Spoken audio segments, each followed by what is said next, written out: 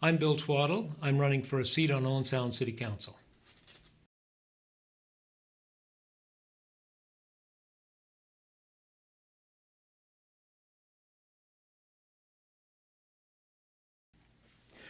My commitment to the community is clear. I chose to live here, raise my family here, and retire here.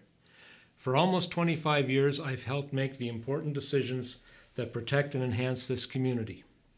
As a public member of city advisory committees, as a member of the Police Services Board, as a member and current chair of the local Municipal Source Water Protection Committee, and for 17 years as a member of City Council. I've consistently shown that I do my homework, that I ask the tough questions, that I bring thoughtful and informed judgment to the issues.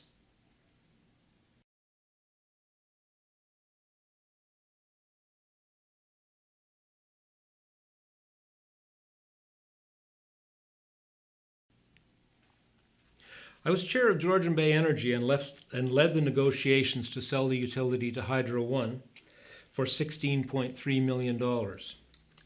The interest on that fund financed the streetscape improvements to the Big Dig and is now paying the city's share of the capital costs of the Regional Recreation Center. From 2008 to 2014, I chaired the committee that oversaw the design and tendering and construction of the wastewater treatment plant upgrade. And since its inception in 2007, I have been I've been a member of the Source Water Protection Committee and chair for the last 2 years. This committee grew out of the Walkerton water tragedy and is responsible for establishing the policies that protect municipal drinking water sources across Grey Bruce.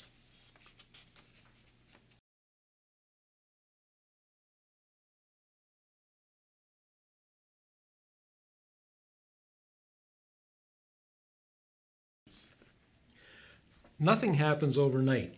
The city needs to be more forward-thinking, making decisions today that will create more opportunity and make us more attractive in the future. Planning that allowed redevelopment of the PPG site and the proposed new housing developments on A Street all started between 6 and 8 years ago. Work on the River Precinct project, that should soon go ahead, started 8 years ago. The community improvement plan that encourages landlords to improve their properties and provides a phased-in tax increase that would result from those improvements isn't working anymore. It needs to be revitalized. Healthy lifestyle initiatives like bike lanes, walking trails, and improved public access to our natural assets needs to be included as part of the planning process for all future developments.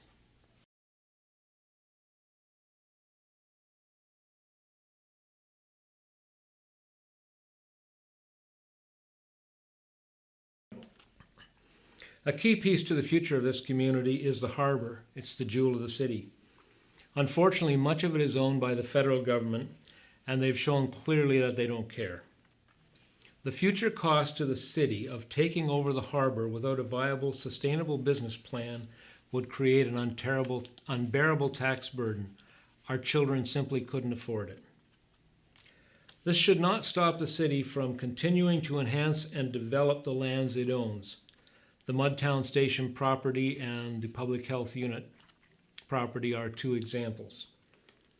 Programs like an improved community improvement plan will also encourage private property owners to develop their properties.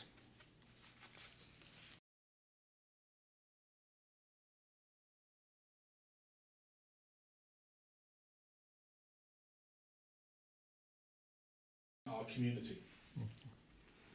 Opioid addiction is a problem affecting all levels of government: local, county, provincial, national, and international. And it affects multiple jurisdictions, including social services, public health, mental health, law enforcement, and a number of different public policy bodies. The city must remain engaged and ensure that we receive and offer all the resources required to support our community.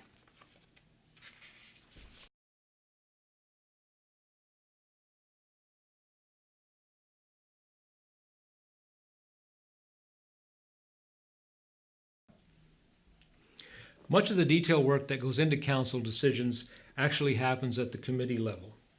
During my 17 years on council, I had the opportunity to sit on and sometimes chair all of the major committees. I know from experience how valuable input from the public members is. Reducing the number of committees doesn't reduce the amount of work to be done, it simply compresses the time and the ability to fully consider the issues. Discussions are compressed, fewer ideas or perspectives are engaged, and heavier agendas mean initiatives receive less examination. No idea ever springs forth fully developed. Each benefits from dialogue and discussion. We need more of that, not less.